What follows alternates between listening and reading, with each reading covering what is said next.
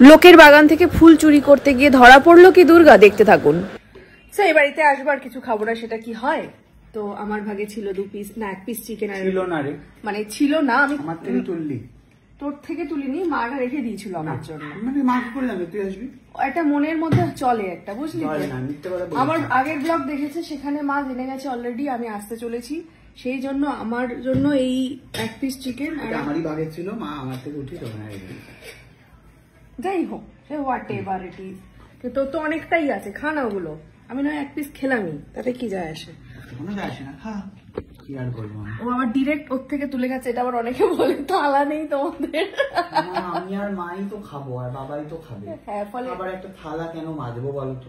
পিসিকে সকালবেলা উঠে মাজতে হবে অথবা মাকে মাজতে হবে, তো সেই কারণে আমরা এইভাবেই এর থেকে তুলে খেয়ে ফেলছি।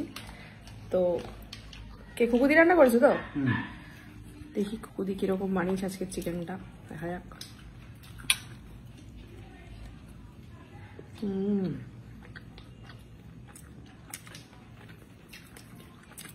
অসাধারণ ব্যাপার, দিল্লির লাড্ডু, তারপরে এরকম একটা চিকেন। ওটা ডেজার্ট হিসেবে খেতে হতে পারে। হ্যাঁ, তুই যা লোভ, আগে লাড্ডু তারপরে এটা। বাবা, আমি তো জানতাম না যে চিকেন আছে, আমি ওটাই বোধহয় আমার শেষ, ফলে ওই জন্য আমি খেয়ে ফেলেছি এটা। ঠিক আছে, আজকে ডেজার্ট আগে খেয়েছি, মেন কোর্স পরে খাচ্ছি। তোমরাও কি কেউ কখনো এরকম করেছো?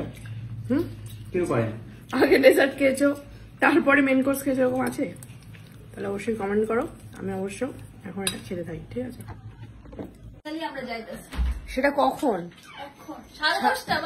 7টা থেকে আমাকে এরা দুজনে মিলে ভোলাচ্ছে, তারপর 9টার সময় এখানে এসে আবার এও ভোলাচ্ছে, সবাই মিলে আমাকে বাচ্চা পেয়ে ভুলিয়ে ভুলিয়ে 10:30টার সময় এখন নিয়ে যাচ্ছে কোথায় আমি জানি না, এখনো জানি না আমি কোথায় যাবো রে।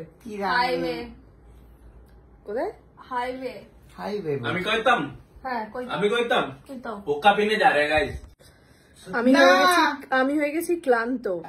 ঠিক আছে, মানে যাচ্ছি করে আবার ওরা কিসব জামা কাপড় একটা দেখতে শুরু করে দিয়েছে, পুজোর শপিং দেখাবে বলে। মাও ঘুম থেকে উঠে চলে এসছে, যে এরা এত হাসছে, এত কি করছে, মানে বেরোচ্ছে না কেন বাড়ি থেকে, বুঝতে পারছি না।